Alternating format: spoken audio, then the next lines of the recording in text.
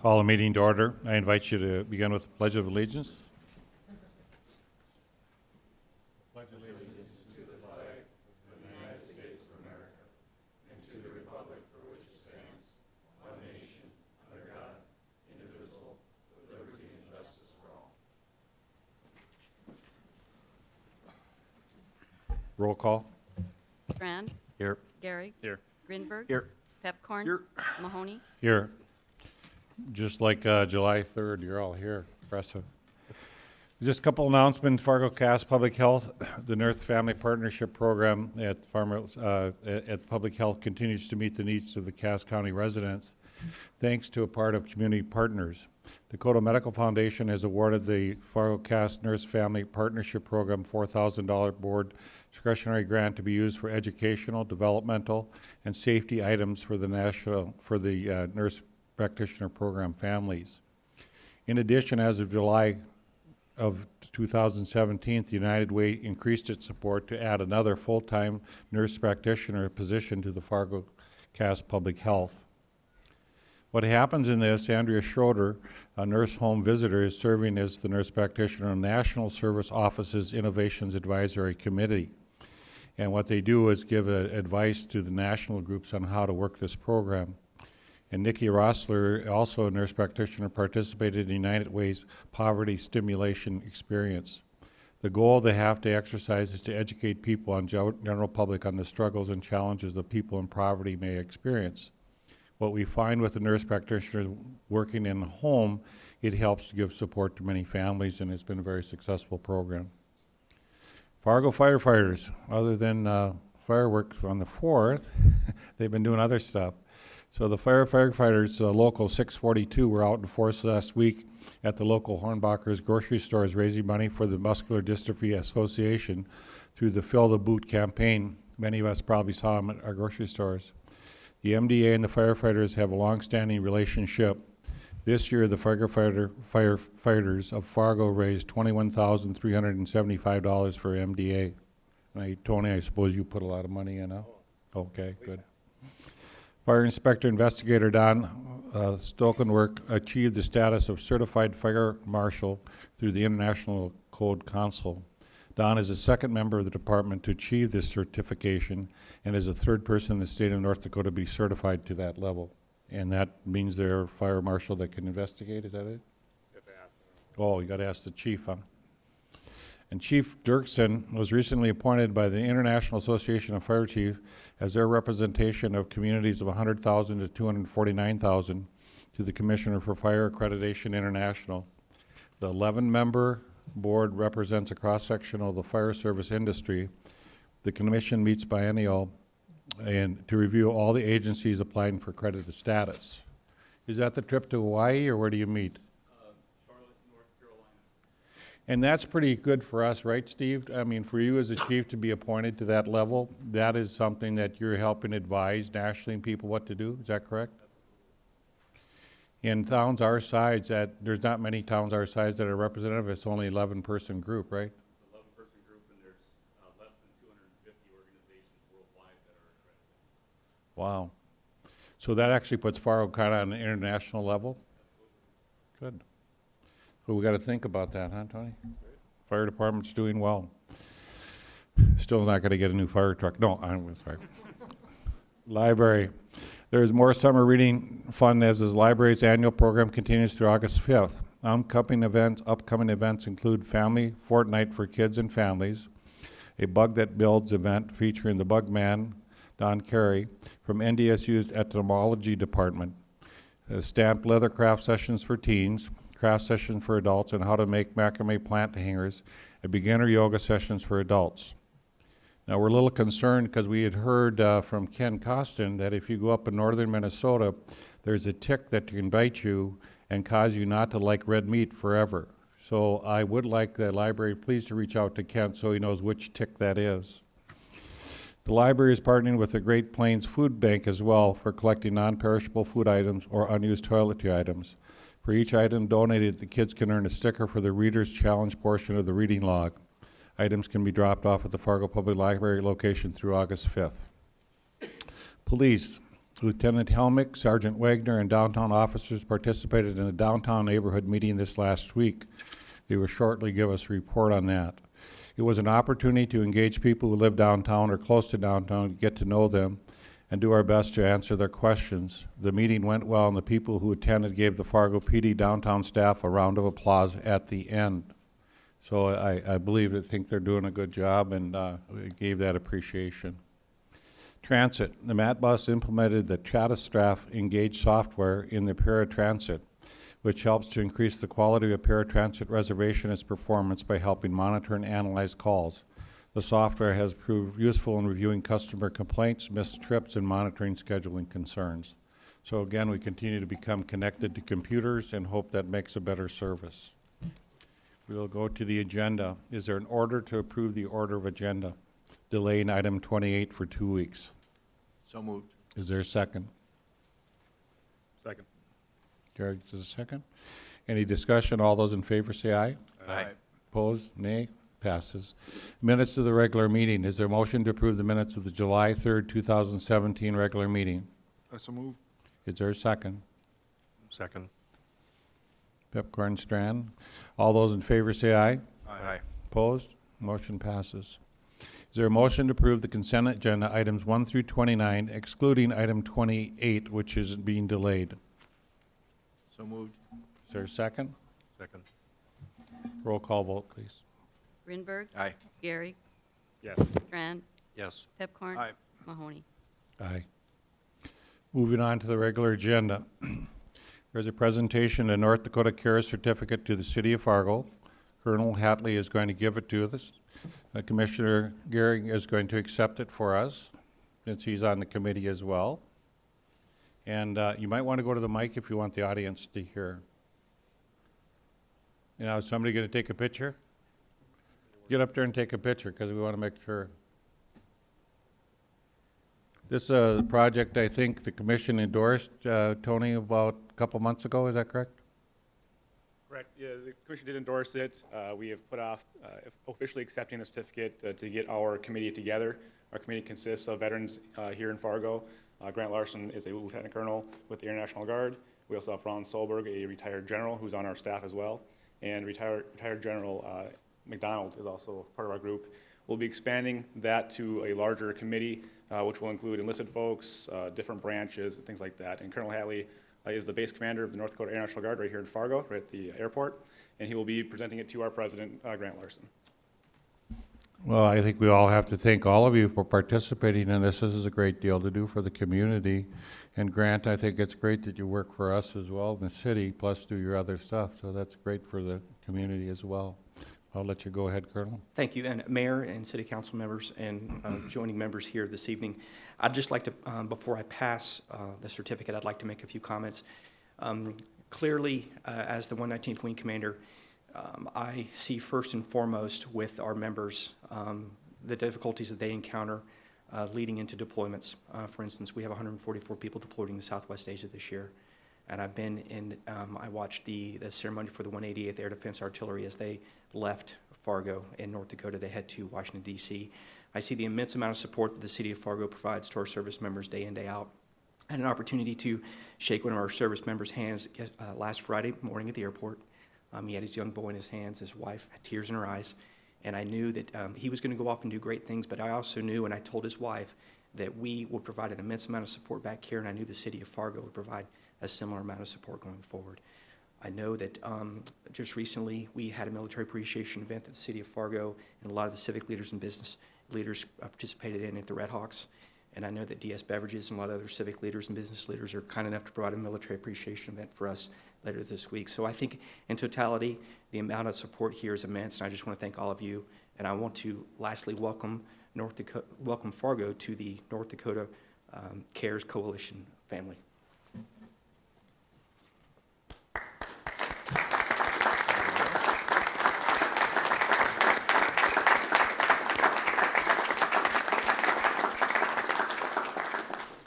Congratulations. Yes. Thank you very much. Thank you very much. Thank you, gentlemen, for your time. We usually have Tony in a suit. I don't quite understand that tonight. Must think it's summertime, eh? Number 31, communication of David Reuter requesting a change in the city's ordinance to allow fireworks in city limits. You have in your packet Fargo City Ordinance 10-0316, the sale and use of fireworks in the city, and you have the City of West Fargo Ordinance as well. Is David here?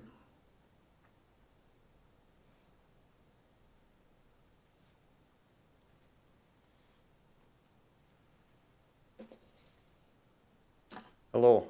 I would like to thank you for taking the time to hear our proposal. As you said, my name is David Reuter, and I'm here on behalf of Memory Fireworks and our Fargo customers. What we are asking is for the city of Fargo to allow the lighting of fireworks within Fargo city limits on July 4th and December 31st, much like our sister city, West Fargo. This request has been driven by customer feedback, which has been increased since West Fargo changed the law a few years ago. Many other cities in the state allow the lighting of fireworks within city limits. Some of these cities include Frontier, Devils Lake, Jamestown, Valley City, and Mandan. Some of these allow multiple days for lighting fireworks in June and July. Fargo residents have mentioned they would go to West Fargo to light off their fireworks. We felt this change would remove added stress from West Fargo.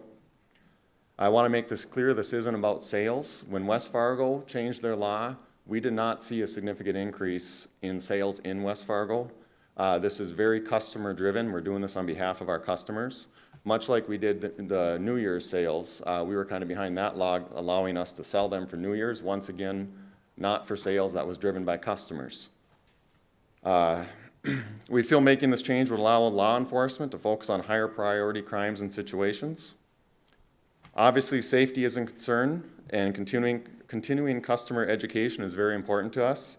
We have safety tips and videos on our website and our flyer that's given out in all of our stores. I brought examples if the commission would like to see those flyers, just to show that we do try to teach safety. Finally, it is a safer and better experience for families if they are allowed to light off fireworks at home. They will have access to immediate water, be more likely to pick up after themselves, and have a more controlled environment where they can celebrate Americans' independence. Thank you. Any questions by the commissioners? Commissioner Gary? Yeah, thanks, Mayor. I think it's a good discussion to have. 4th of July just came and went, and I think every year we hear something coming up in regards to this. So there's been a lot of talk in the media and things like that of some people who just want to make it completely legal, have no restrictions, things like that, where I don't think anyone here is proposing anything like that. We have a law currently that's very restrictive, and because it's so restrictive, people aren't following it. It's actually illegal, and Eric, you can correct if I'm wrong here, it's actually illegal to own fireworks at all. So when I went to my fireworks stand that I went to and bought it, drove back to my house to pick up my family to go to the lakes, I was actually in violation of the law. And I think that a lot of people aren't aware of that, and a lot of people did that. We also have, like you're saying, the police department being called on every complaint. They go and investigate as they should. Well, that could be a little boy or girl lighting off a small firework that only goes a few feet in the air, or it could be one of the really big mortar tubes that really are dangerous. So what I think this commission should do is take a look, take inputs from all the commissioners, and come back with those inputs, and we could have logical, common sense guidelines that people will be able to follow. If then people don't follow them, they could actually truly get a fine. I think we had one fine this year on over 200 and some calls that were out there. So let's create a law that people will follow. And I think that if we create a situation where we fine a large fine, $1,000 or more, to people who are doing this, I think what you'll see is a larger push for it to become legal. Because if you see a giant fine coming your way, one way to get rid of that would be to make it then legal. So I want this commission to have a say. I don't want to do nothing, assume that the law is working when it's not, and then have someone in the community put an initiated measure forward where we don't have any say in that process at that point. They can put a law out that we may not like. It can be voted on, and who knows if it'll pass or not. So let's look at a common sense compromise in a lot of ways here. I'm not suggesting any at this point, but I'd love to hear what the other commissioners think, whether that be right now or down the line, and we can look at this ordinance. But just to that question, Dave, you're circulating a petition now. What is that asking for? What we stated about similar laws to West Fargo, July 4th and the 31st. Big thing is 2 days. 2 days, and the big thing, and like I said, other cities do multiple days in June and July. We're asking for the 2 days and to clear up a lot of confusion, because there's a lot of confusion when we have both West Fargo and Frontier where it's legal to light stuff off. It would help our customers and Fargo citizens an awful lot. Well, Tony lives next to Frontier, so he just goes over there and fires them, then he's okay. Well, and that's what we're hearing, where a lot of Fargo residents go to West Fargo, To do. would prevent that. Okay. Chief Dirksen, you want to make some comments? Thanks, David.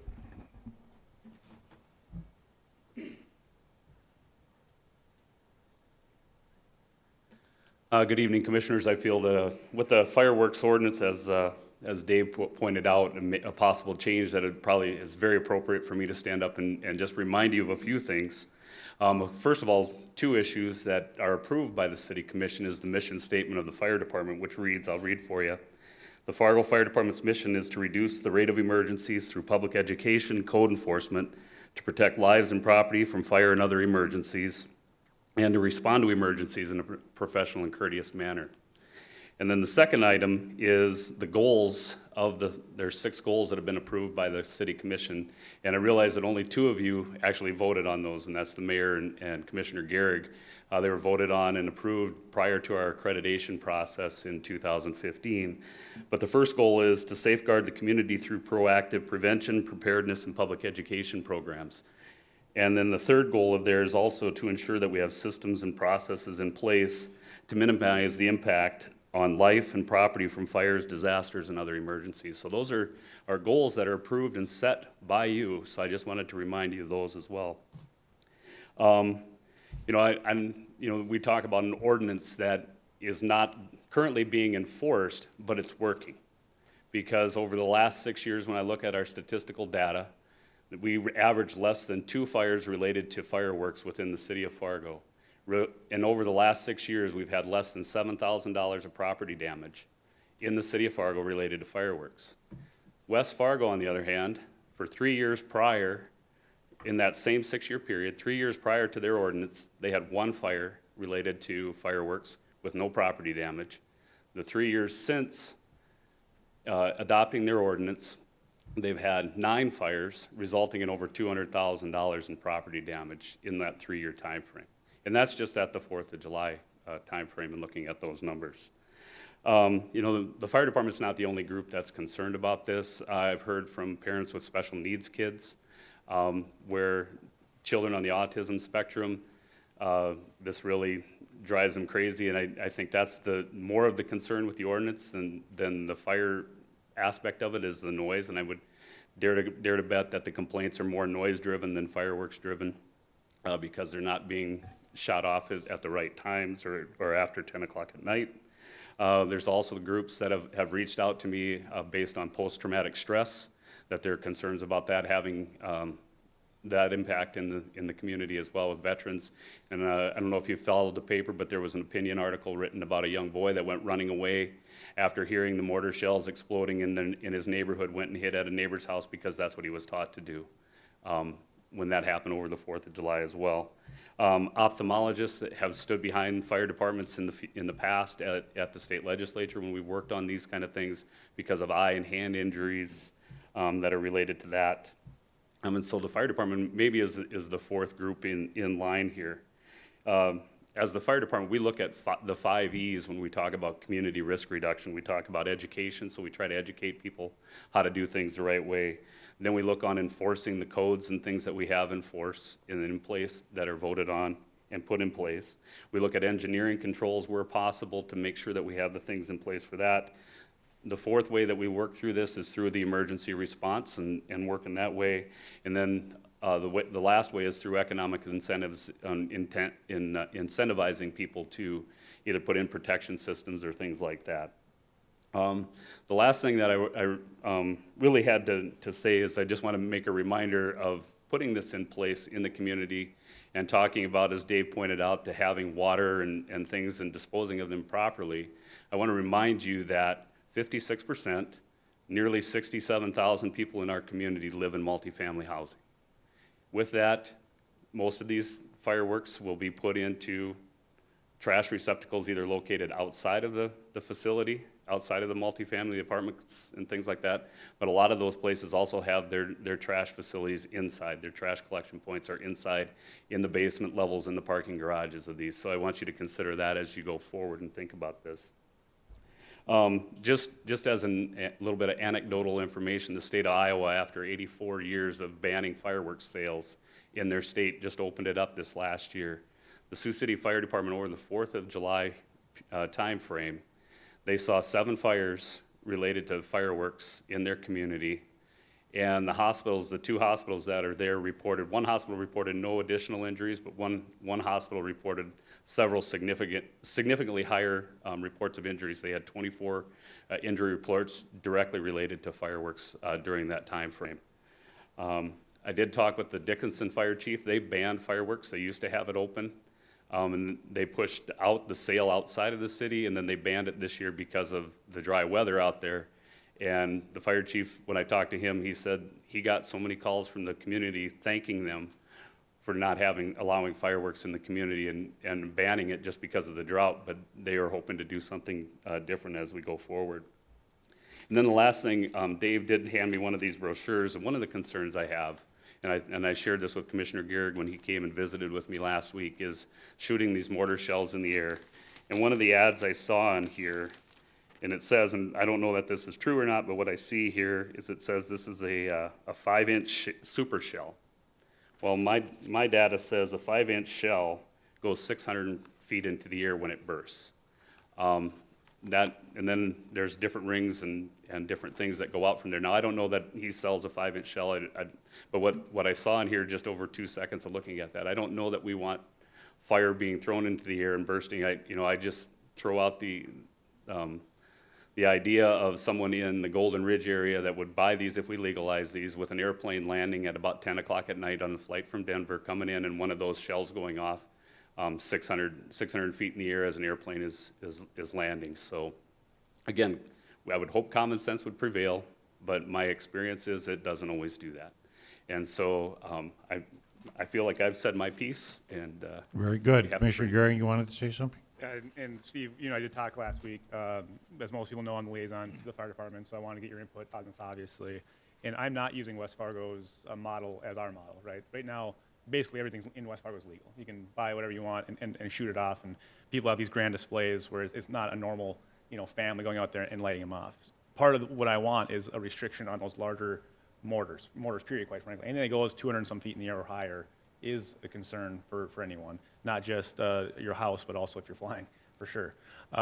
So what I want and what I hope that we all want is something we can enforce then. So allowing small bottle rockets, small snappers, things like that really aren't even legal right now, but we have to understand that people are lighting things off because we're not enforcing it. So if we can have a system where we can say, up until this range, it's legal, you can do it. Anything above that, you will be fined, and a reasonable amount of money to be fined. I think if we do that, we'll have a better outcome. So I appreciate your concern, and I appreciate you standing up for the fire department. Chief Todd, you were to make some comments as well?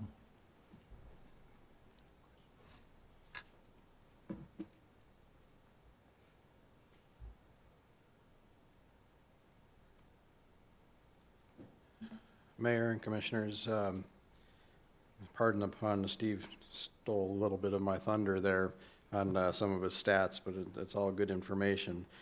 Between July 1st and the morning of the 6th, we answered 225 calls for service related to fireworks. When you put that on top of the 215 to 220 calls for service that we do per day, it does sometimes become unenforceable. So what we do is we end up going there, giving them a warning, asking them to put their fireworks away, and if we have to go there a second or third time, we end up then taking enforcement action.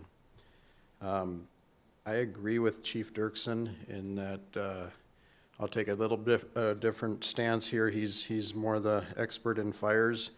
I have to deal with quality of life issues. And when you have at least an ordinance in place, it causes people to hesitate or not participate in that activity or take that activity outside of the city limits. And whereas if we open the door, then it becomes a little bit more of a free-for-all.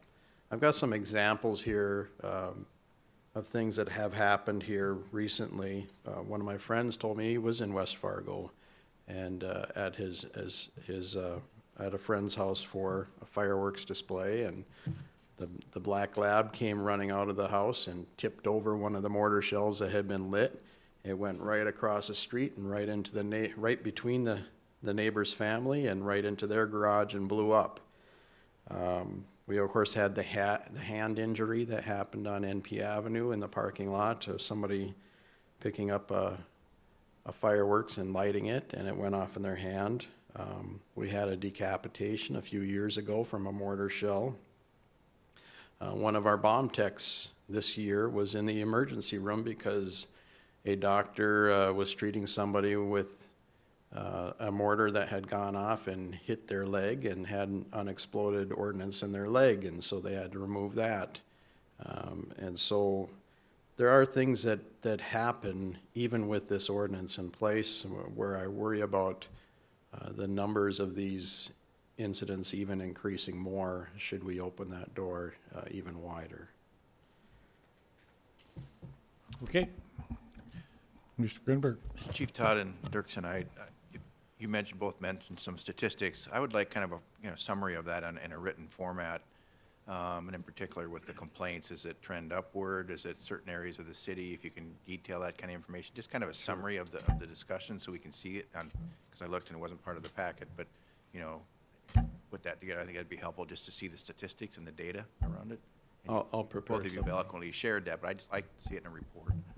Mr. Pepker. So, Mr. Chair, I'd like to recommend that we do a review, because I think there's some things in the ordinance that just, I think would make it more effective for the police and fire, and also would clarify things. I think that's a good thing, and I actually had Eric check about, my perspective was they should, the amount of sales is only 5 days, and to me, I think that's way too restrictive. Unfortunately, that's a legislative thing, so there's nothing we can really do about that, but I think that's an issue. But I think that's what I would like to recommend is if that's amenable, especially to Tony, since he was introduced this, to have us have like I don't know if it's a subcommittee or whatever, but to have police and fire, but also the fireworks people, everybody involved, and just kind of a review of everything.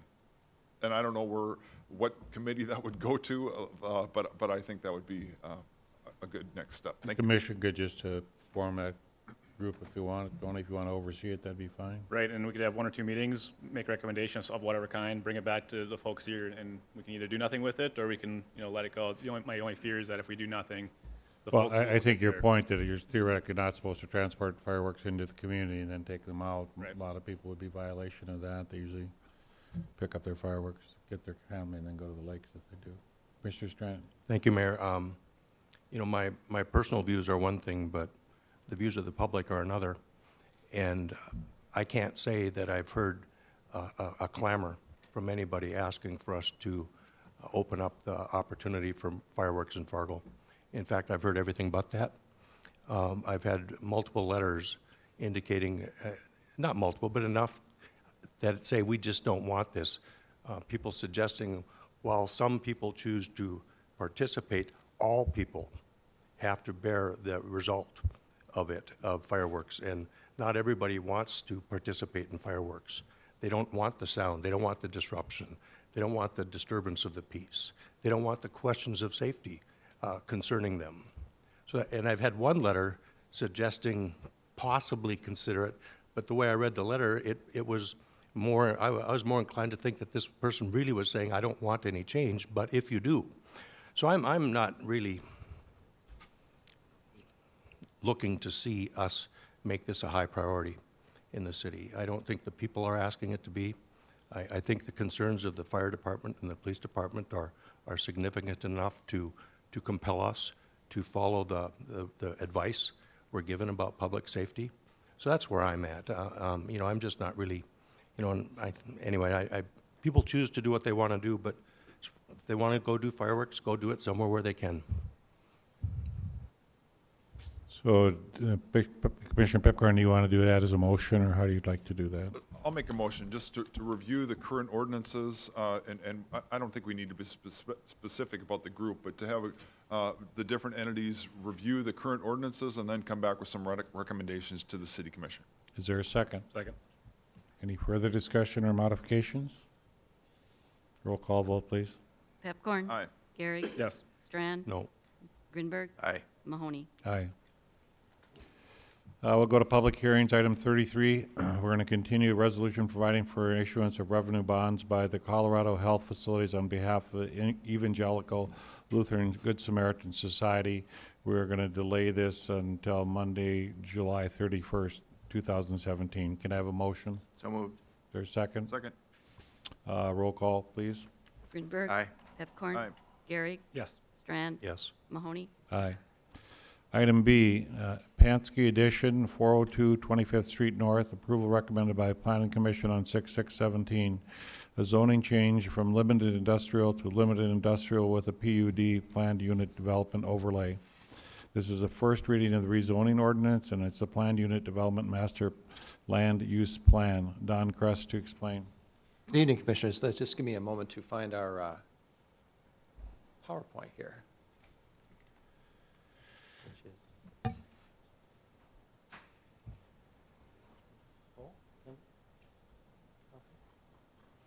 okay. Where are we at here?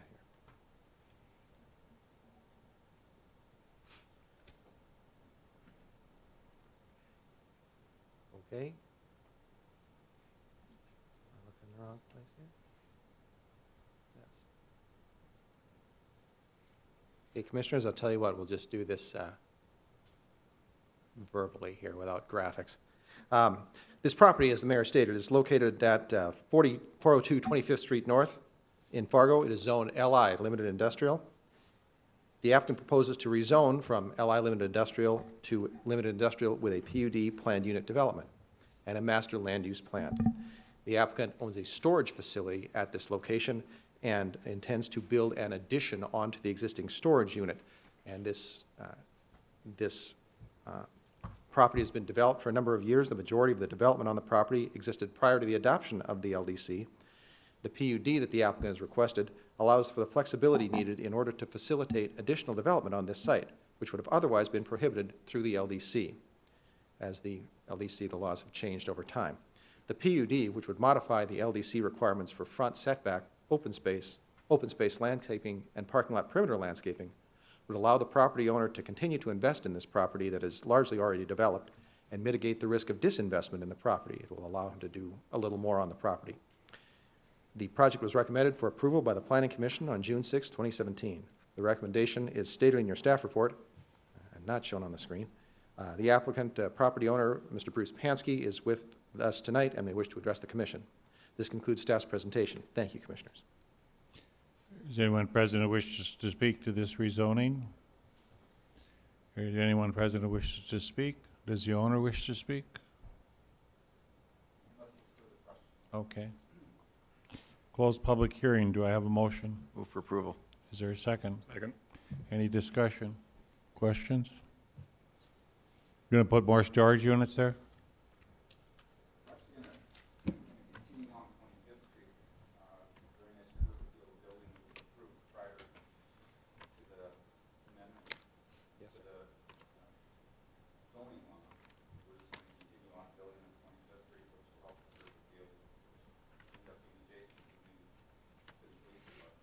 Okay. Yeah, I know where it is. I was just curious. If you put storage units in there, or office space?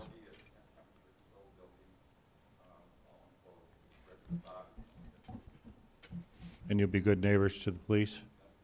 Okay, good. So the aesthetics of that property will improve as well. Okay. Roll call vote, please. Grinberg. Aye. Gehrig. Yes. Strand. Yes. Pepcorn. Aye. Mahoney. Aye. Item C, text amendment to amend Article 2010, Chapter 20 of the Fargo Municipal Code, Land Development Code relating to nonconformities. First reading of the ordinance. Nicole Crutchfield to explain. Yes, so this item is basically some text clarification. It's basically we're seeking a staff-initiated text amendment to to edit the text that allows for when a property is acquired for right-of-way expansion. Currently, we have text in the Land Development Code that talks about what is exempt. And we practiced this today, but it wasn't entirely clear in the ordinance when landscaping and parking counts, things like that are also kind of maybe grandfathered in. It wasn't clearly specified in the ordinance. So the ordinance change, the proposed text, is meant to add that clarification, and be glad to answer any questions. Is there anyone present who wishes to speak to this ordinance change? Is there anyone present who wishes to speak to this text amendment? Hearing none, do I have a motion? Move to deny. Just want to see if I get her attention. Move for approval. So mean. Second. You were so quick out of the chute, holy cow. I'm trying to figure out what's going on with the S drive here. I'll second it to the approval. Any further discussion or questions? Roll call vote, please. Grinberg. Aye. Pepcorn. Aye. Gehrig. Yes. Strand. Yes. Mahoney. Aye. Item D, plat of Brand Crossing 12th Edition, a replat of Block 1, Brand Crossing 11th Edition, 3270 51st Street South. Approval recommended by Planning Commission on 6/6/17. We're back to Don again. Don Kress. Yes, sir, thank you. As the mayor has stated, this property is located at 3270 51st Street South. It's a minor plat. The zoning is LC Limited Commercial. No zone change is proposed. The applicant proposes to replat Lot 1, Block 1 of Brant Crossing 11th Edition into a 2-lot, 1-block subdivision. The project was recommended for approval by the Planning Commission on June 6, 2017. The recommendation is stated in your staff report. The applicant, Nick Volmuth of Paces Lodging, is with us tonight and may wish to address the commission. This concludes staff's presentation. Thank you, Commissioners. Is there anyone present who wishes to speak to this plat? You want to tell me what medical thing's going in there? The medical offices? Okay. Anyone present who wishes to speak to this? If not, it'll be a medical office building, is what you're saying? Do I have a motion? Move for approval. Is there a second? Second. Any other discussion? Roll call vote, please. Grinberg. Aye. Gehrig. Yes. Strand. Yes. Pepcorn. Aye. Mahoney. Aye. Thank you, Commissioners. State Water Commission request for cost reimbursement of the FM diversion flood project costs totaling $538,830. Ken Costin to explain. Hi, good evening, Commissioners. There are two reimbursement requests in your packet. First one is $538,830, representing costs incurred for the Oxbow portion of the project that you had requested a separate breakout on. And the other one is for $457,440. And both of these are for funds expended in the month of June, seeking reimbursement now. So we'd request your approval on both of these. Is there a motion? So moved. Second. Is that A and B or I think it's separate. separate A first? Oh, Okay. A first, then, Okay. certainly. Any discussion? Roll call vote, please. Strand. Yes. Grinberg. Aye. Pepcorn. No. Gehrig. Yes. Mahoney. Aye. Item 34B, do I have a motion? So moved. Second. Any discussion? Roll call vote, please. Strand. Yes. Grinberg. Aye. Pepcorn. Aye. Gehrig. Yes. Mahoney. Aye. My apology, I need to go back, first part of the agenda, and we need to talk about downtown police enforcement. Dave, I think we missed that. So, item 32 on your agenda items, Commissioner Pepcorn would like to discuss downtown police enforcement. Commissioner Pepcorn. Yeah, and I just put that on the agenda. Just we were at the street fair. It's fantastic, and all the officers down there. We don't have very many issues, but I do think we have to make sure the downtown is doing so well. But people need to have the perception that they're safe when they're down there. And I do believe that having visibility by the officers down there has a positive impact. And so I just want to make sure we're doing that. I think we've had some issues with people being accosted and things like that, and we just can't have that happening, or all this work that we're doing is for naught.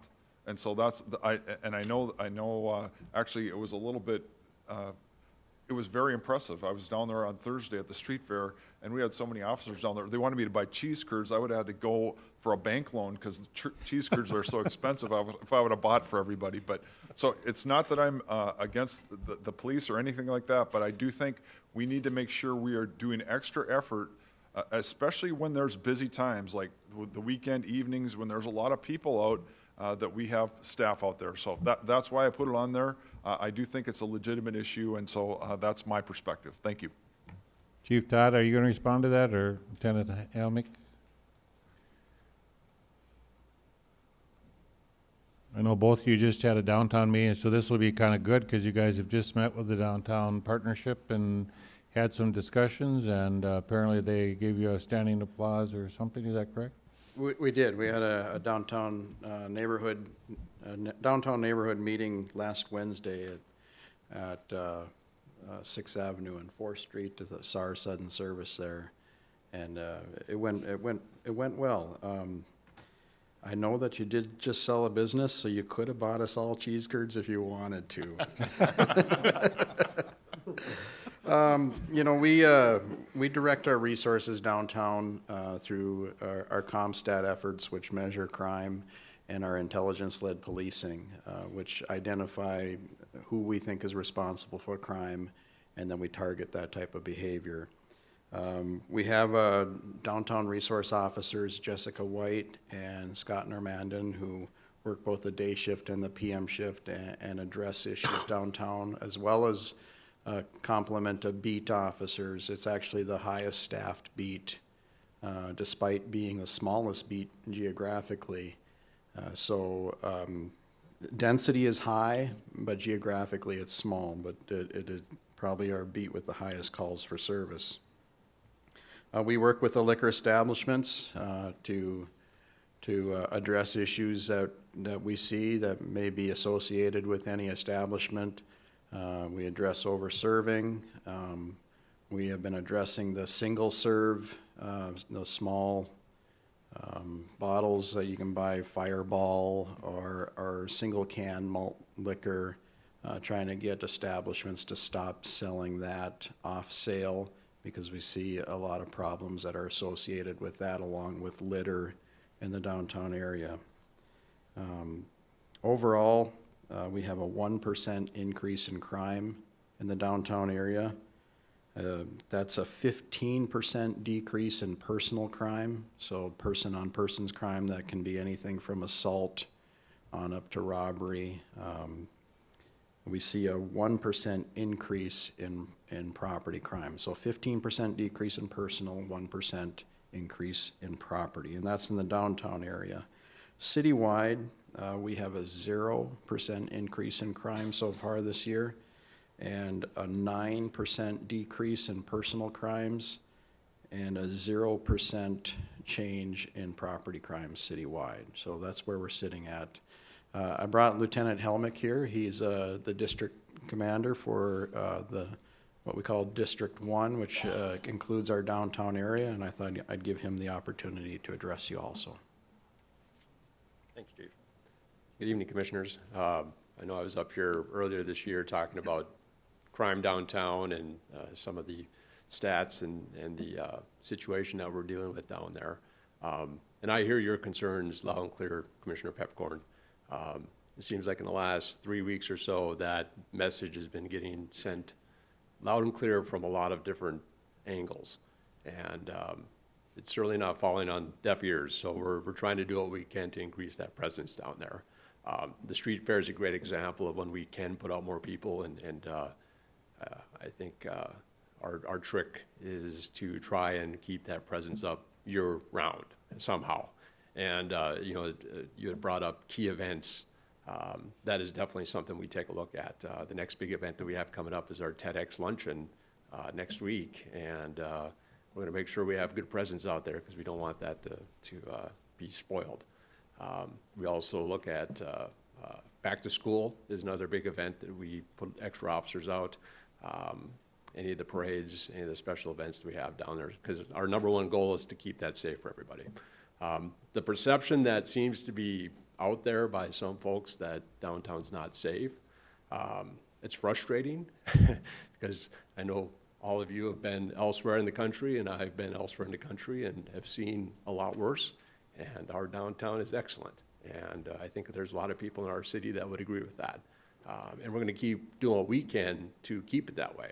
I was at a meeting a couple weeks ago, and we met with a retail consultant, and the message I kind of received was if we don't keep things under control downtown, that we'll have a recession in that area.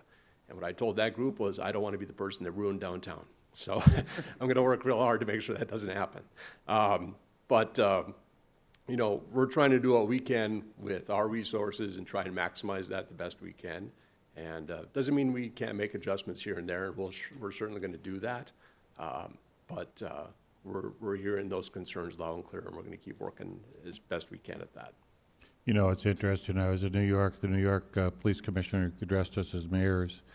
Number one things that drive tourists is down in New York City is the police, because basically they have enough presence around the area and they've kept crime down, made it a number one priority. Use of cameras, use of police patrolling and walking about and doing things.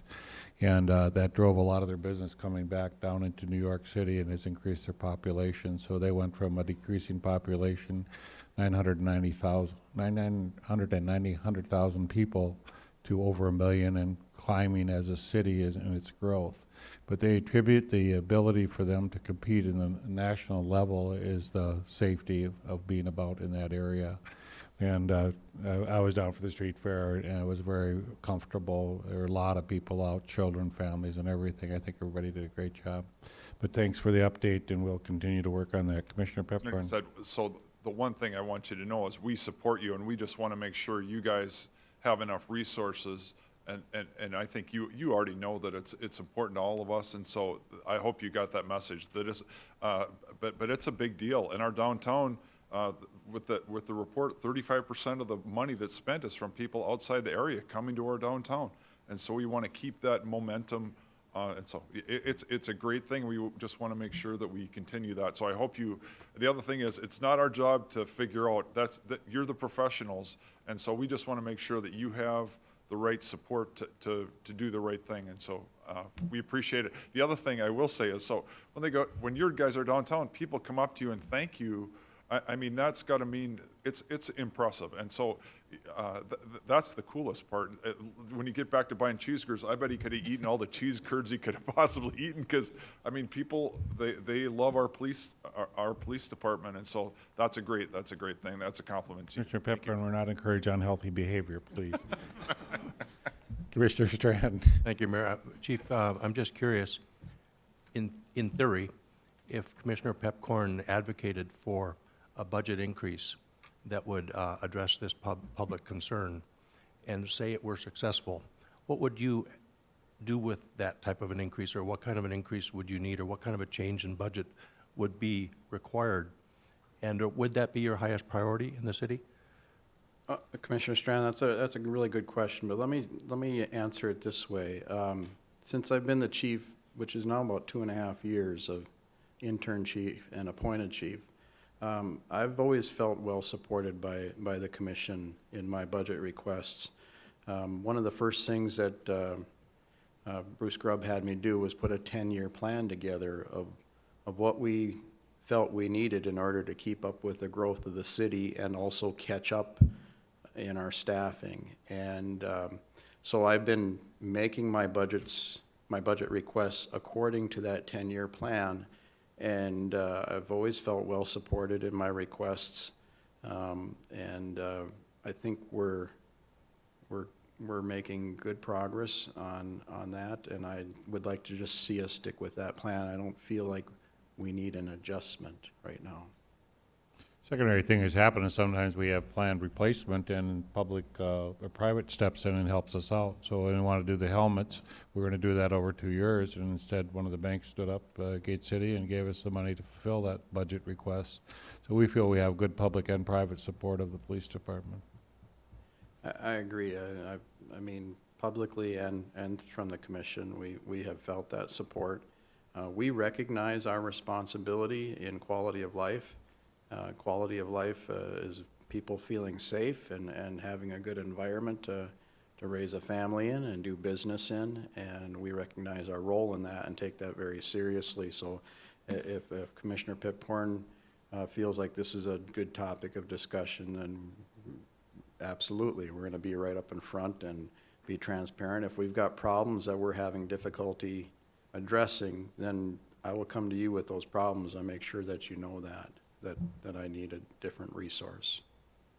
And I heard the mayor treated you real well on your budget request this year?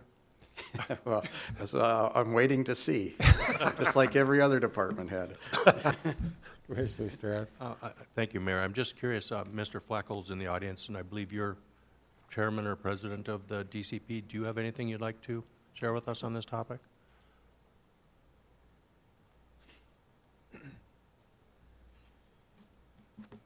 Well, thank you for the opportunity, Mayor and Commissioners. And I would be in full agreement with everything I heard from the city officials and the police department.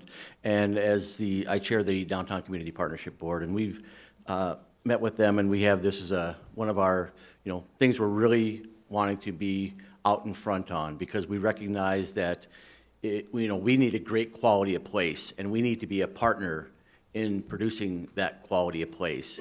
We've had a two-prong approach, essentially. Last year, at about this time, we incorporated the bid program with our ambassadors that are really, in many ways, from our perspective, our front line as far as our employees go, and working with the citizenry downtown, whether they be guests or business owners or just people traveling through. And then more recently, we put into place a safety committee. And if I may, with your due diligence, Mr. Mayor, and that's our second, and that's not just about law enforcement, I'll get to that briefly, but that's chaired by Becky Whalen, who's downtown. Randy Thorson's on the committee, Chris Schlepp, who is with our Business Improvement District, Jonathan Holt, a downtown business owner, and with the DCP, Kevin Riley, a citizen, Josie Dance, a business owner, Arlette Preston, a downtown resident, Chris from the Fargo PD, Cody Schuler with the Homeless Coalition. We have a NDSU student on there that'll be participating, and we're looking to have a couple others appointed by that committee. We're looking to have one person essentially each block, and then they cover east-west, so that they kind of know what's important in their areas. And again, it's just not about law enforcement-related areas, to be clear.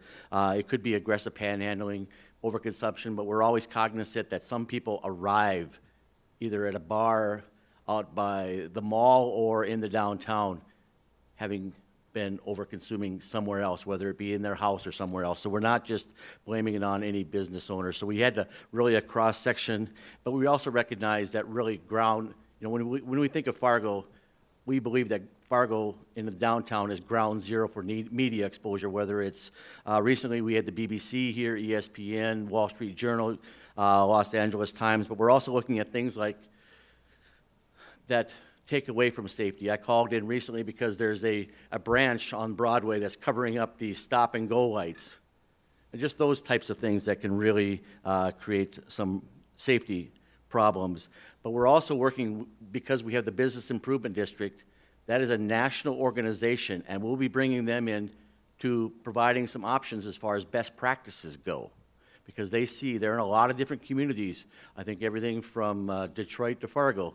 Big diversity in terms of the type of populations that, in a big community versus, relatively small community, one of their smaller ones here in Fargo. And it could be bundling of purchases. So if business owners want to get together and do some bundling of purchases for safety things, that they can do that. So those kind of issues, whether it's related to rail safety, in the downtown, do we need something better marked? So that will be certainly as part of it, but we do want to thank the city, and we recognize it is the tough challenge because the city is growing, and if we grow by 2% and we increase law enforcement by 2%, we're still kind of at a hold even in terms of law enforcement per citizen. So, and it's a little tougher to edge up and say, well, if we're growing by 2% and we want to grow, do we need a 4% or a 3% or something like that? So, and they've been very good from the city of Fargo PD as far as showing up to any meeting, anytime, to really talk about what's going on and to be a partner. I've been in so many meetings with these folks lately. It's been great, and they've been great. So I just want to also take this opportunity on behalf of the DCP to Downtown Community Partnership to thank them because it is a place where I want to bring my parents. I want to bring friends, family to the downtown because it is really a great time, and for it to continue to be really a pearl on the prairie, we have to have a lot of people working together to do that. So. And the new improvements you've done downtown, Tim, seem good, so I'm glad to hear that the different things the business owners are stepping up because it's a neighborhood that helps help make everything safe as well. So that's great. Yeah, and we all have to, everyone's doing their part, and I think they can do it with more confidence if they feel it won't be vandalized or they won't have problems with that. And it, again, goes back to as Mr. Gibbs said when he was here about the broken window, theory. We just have to make sure we keep, if somebody vandalizes something, we try to get it, get them to fix it up before 9 o'clock the next morning, because it will only get worse. They'll feel a sense of entitlement that they can get by with anything, and that is not the case that any of us want. Thank you. Mr. Strand, you had something else? I do, Mayor, and I just thank you, Mr. Flacco. That's you're providing great leadership as well. I guess my thinking is this, and Commissioner Pepcorn, I really appreciate you bringing this topic up. I believe we all sense that public safety is one of the highest priorities of the people we serve, and perception's a big part of public safety. Yet the reality is if we want to go down that perception path and improve it, we have to invest in it. And I'm willing to. I believe the public would be willing to. Doesn't mean we throw money away or just throw good money after, just throw money at a problem. I'm not sure that's the answer.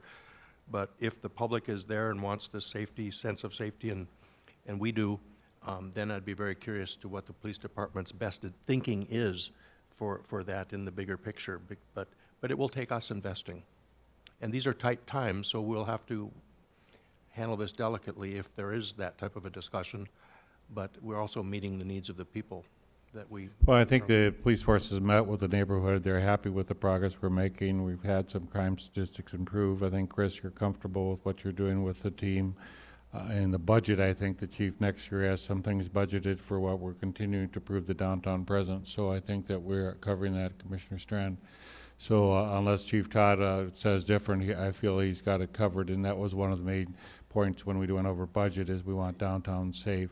So the Chief Todd did bring forth a budget that does address that. Just to give you an example, when I started as a chief here, we were at 1.29 officers per 1,000, and because the commission has worked with us in our plan, we're at about 1.43 now. So we've made some really legitimate progress, and I'd encourage you to look at that strategic plan that I sent you for the police department as to what our goals are in the next 3 years that we would like to accomplish, and personnel is part of that strategic plan. So it kind of gives you all an the idea. commissioners received the strategic plan? Yeah, we've all received it. So okay, we'll review it maybe again. Thank you very much. Maybe just two more quick points. I think a couple of the other investments that the city can do or has done. As an example, when the city put in higher quality lights, that makes a big difference, or the city, or on behalf of the city. When you look at the Roosevelt School District area, when they talk about crime in that area, one of the things they talk about is providing adequate foot candles of lighting in those areas, because people just seem to behave better when there's higher light conditions. And then I think in terms of, we've met with Fargo Planning, anything that's coming in terms of new design, new buildings coming online, is to look at it from a standpoint of safety also. Very good. We're halfway through that lighting project up north, so we have the other half of the neighborhood to do, so very good. We can give him a round of applause, can't we, David? Sure. Any other issues, discussion? Go back to the agenda items. You have my recommendations for the appointments and reappointments to the following boards: the Library Board and the Native American Commission. Can I have a motion, please? Move to approve A and B. Is there a second? Second. Any further discussion? Roll call vote, please. Gary. Yes. Grinberg. Aye. Pepcorn. Aye. Strand. Yes. Mahoney. Aye. Is there any other business? Is there a motion to adjourn? So moved. Is there a second? All those in favor say aye. Aye. I'm adjourned. Thank you.